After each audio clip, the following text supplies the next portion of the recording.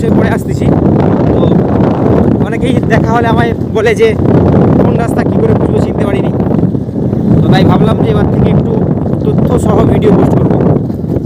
আজকে এখন এটা চাইপাটের উদ্দেশ্যে যাচ্ছি।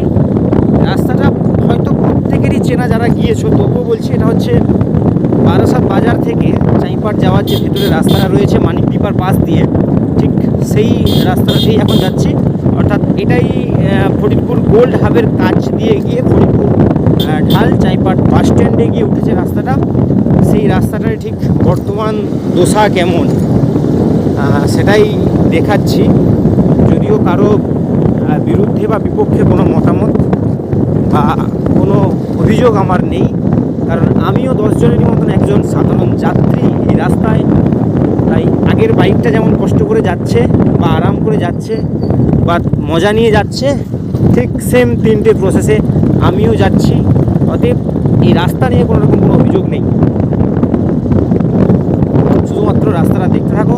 তবে আরেকটা জিনিস বলবো যে এই সময় মানে এই বর্ষার ওয়েদারটায় মেঠো যে রাস্তাগুলো হয় সেই রাস্তা দিয়ে যাতায়াতের ক্ষেত্রে একটা আলাদা রকমের মজা পাওয়া যায়, কারণ মাঠগুলো প্রায় সব জলে ভরা থাকে এবং আকাশটা ঠিক এই যেমন মেঘলা আছে এরকম মেঘলা থাকে, আবার কখনো আকাশটা নীল হয়ে থাকে, একদম সুন্দর লাগে দেখতে।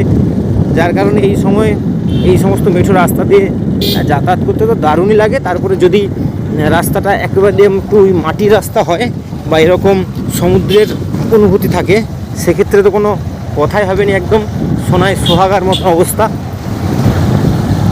যাই হোক, সামনের বাইক আরোহী এখনও লোকনাথ মন্দির খুঁজে পাইনি, আর কিছুক্ষণ পরে পেয়ে যাবে, চাপ নিও নি।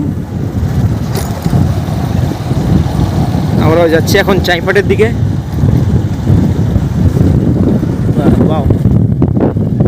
বিভৎস আকাশ, অত ভালো ক্যামেরা নয় গো, এসতেছে না আকাশটা সুন্দর করে, মোটামুটি এসতেছে।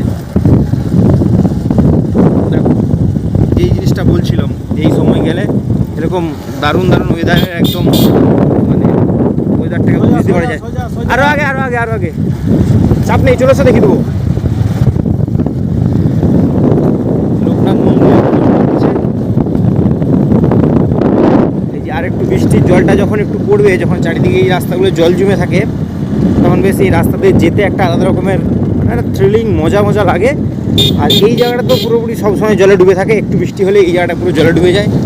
যারা এই রাস্তার প্রতিনিয়ত যাত্রী তারা বুঝতেই পারবে, তারা জানে যদিও বিষয়টা।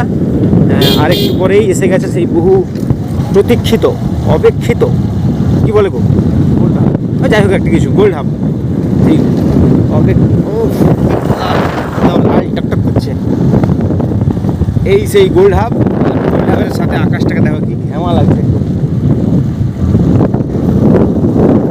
গোল্ড হাব তৈরি হচ্ছে বহু কিছুর পরেও।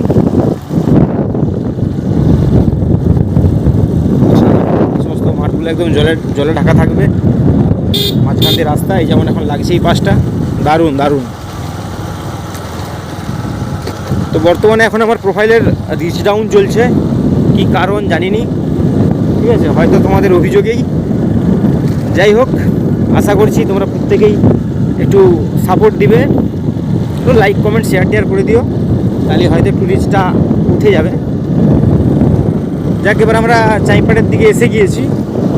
তো এই ব্লগটা আপাতত এখানেই শেষ, এরপরে আবার কিছু থাকলে নিয়ে আসবো। তার আগে দেখে নাও